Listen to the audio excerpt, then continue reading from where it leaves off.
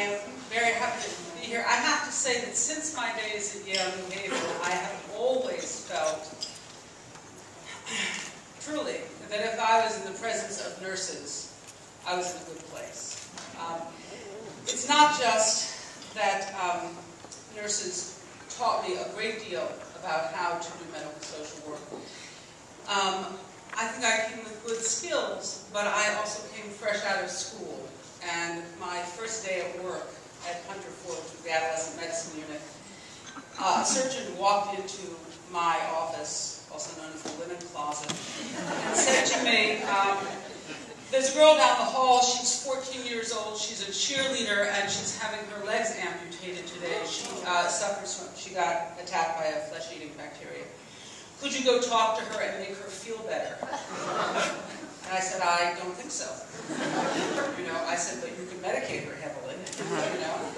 And I had to walk down the hall, and two nurses appeared really like both sentries and Sherpas to walk me down the hall and tell me everything I needed to know, which was a lot, about flesh-eating bacteria, surgeons, and the limits of what I could and could not hope to accomplish in the next half hour.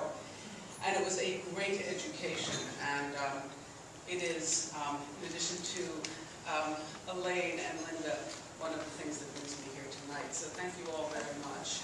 What makes readers read and what makes writers write? I don't know any writers who did not begin as readers. I would be very suspicious of a writer who said, oh, I hardly read at all.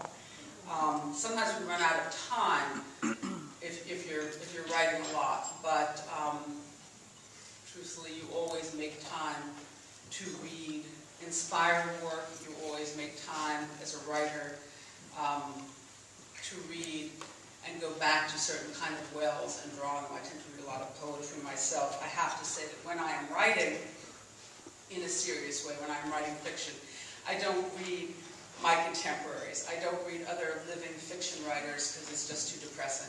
Because there they have their book. I'm in the middle of my page. Look, theirs has hardcovers and everything. So when I'm working, I tend to go back to the books often and to the writers that I read earlier in my life. I began as a reader in sort of a love affair with the public library, which was great for me, and also for my dad, who would drop me off every Saturday about 2, and as far as I can tell, head off to a poker game. But I was in the public library back in the day when people left their children at the public library, and back in the day, I have to say, when librarians looked like librarians. Now they're like very attractive people, they look like everybody else. But when I was a little girl, they looked like battleships. They were just magnificent. And they would sort of cruise into view, you know, with the piled head of hair and the reading glasses around the neck and the bolstered bosom and the energetics. And they kept an eye on me until my dad would come back. And I learned to say, as the library was closing, my name is Amy Bloom. I live at 40 Hemlock Drive, and my father will be back soon. And he always was. But I worked my way from the top of the stacks to the bottom of the stacks. So my first reading experience, I remember as a little girl lying on the floor.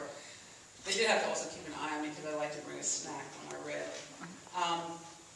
Was this book, and I remember Mrs. Atanas, the librarian, we were sort of eye to shoe. So I was lying on the floor. And she said, what's that you have there, dear? And I said, it is the most wonderful book. I know exactly what I'm going to do when I grow up. And she said, oh, what is that? I said, well, you go to a big house and you wear these outfits. They're called peignoirs. And I can tell you, I had to run down 3 flights of stairs to get to the dictionary to find out what a peignoir was. I went back upstairs and I said, and Marabou mules. And I had to run all the way down the stairs to look up Marabou because we didn't have a lot of that in my house. And go all the way back upstairs. I said, and then, at about 5 o'clock, the gentlemen come over. And she said, really, dear? I said, yes. And then, everyone plays canasta. And she said, really, dear, what is it that you're reading? And I held up Polly Adler's Memoirs of a New York Madam. And she said, you must go home and show that to your mother.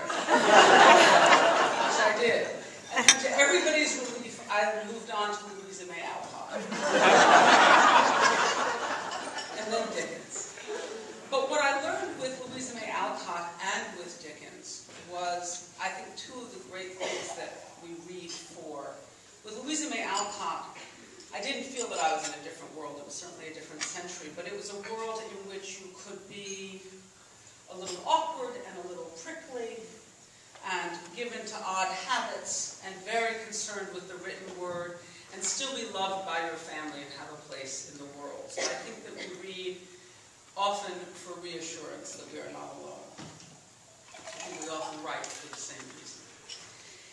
I think with Dickens, I encountered all these worlds I could not imagine. I can promise you that my Russian grandparents did not, beat it out of Russia so that their granddaughter in the suburbs of New York could fantasize about being a French aristocrat and rescuing French aristocrats from the rabble. But in fact, my favorite book was Tale of Two Cities. And my favorite character was Sidney Carton. And I thought there could be nothing more beautiful or heroic than saving aristocrats from the tumbril. And so I was, as they say, it was a frigate. I was cast into the seas of these worlds that I could not have imagined. I think that is one of the reasons that we read, and also one of the reasons that we become writers. I think that if we read for comfort and for pleasure, one of the things I want to say is to encourage people, especially people who care about writing, to also read the things that are more difficult, that are not so pleasurable, not so comforting. Not every book should be a cup of tea and a cookie. There should be things that make you uncomfortable and unsure. There should be things that rub you the wrong way. There should be things that make you think, even if just for 5 seconds, that it's possible that everything you thought before was not entirely correct. It is not the worst thing in the world to let a little uncertainty in. And one of the ways we do that, it seems to me, is to read books that challenge us, not just ones that reassure us. Which I think brings me a little bit to the subject of why we write. Because Samuel Beckett, who I would not describe ordinarily as a great cheerleader for human endeavor, said, in life as in art, all you can do is try, fail, try again, and fail better. And I feel if I'm in a room full of nurses, you all know exactly what I mean. But it is also true for writers, that the job is not to get it right the first time. The job is to care about getting it right.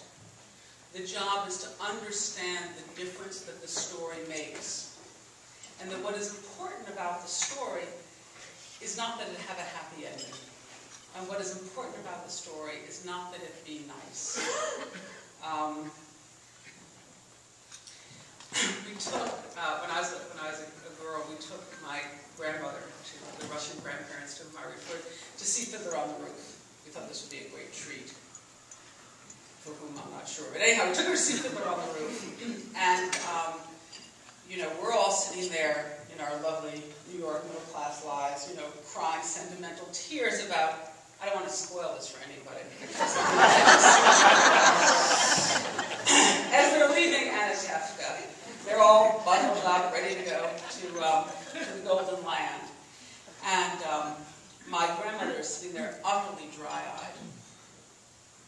And finally, my mother couldn't stand it anymore. This was a big outing for us. And she said, "So, Lou, what did you think?" And my grandma said, "Their village was a lot nicer than ours." So what I want to say is, it is not important that it be pretty, that it be glossy, that everybody be a hero. Not everybody is a hero. Not everybody who has cancer is a warrior. My best friend had a very difficult bout of stage 4 breast cancer. She said, "If I get one more book about how wonderful I am," she said, "I'm going to throw it out the window."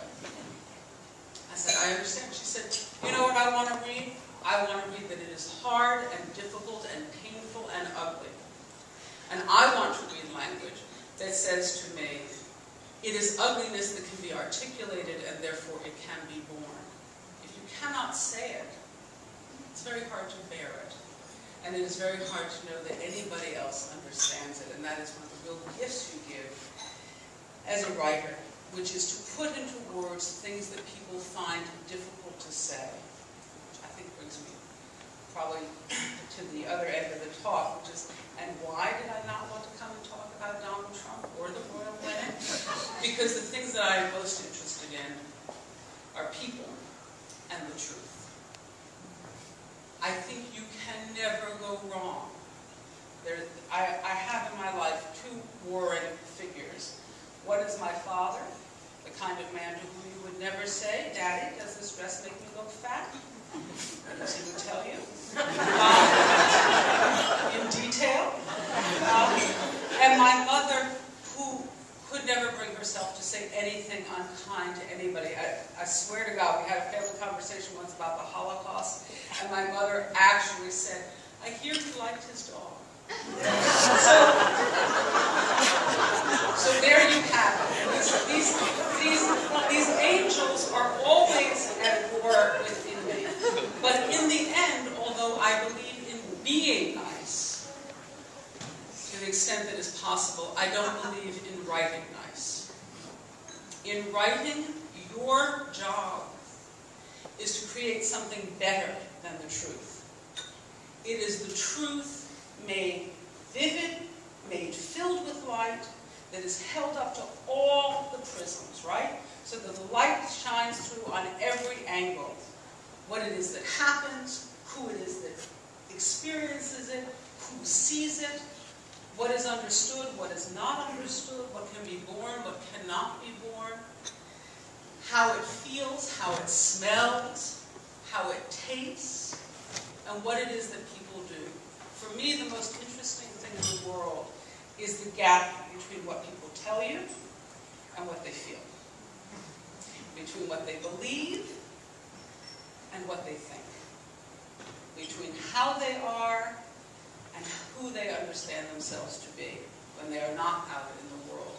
And everything in writing that illuminates that, that brings us closer to knowing the inside of people's experiences, seems to me to have tremendous value.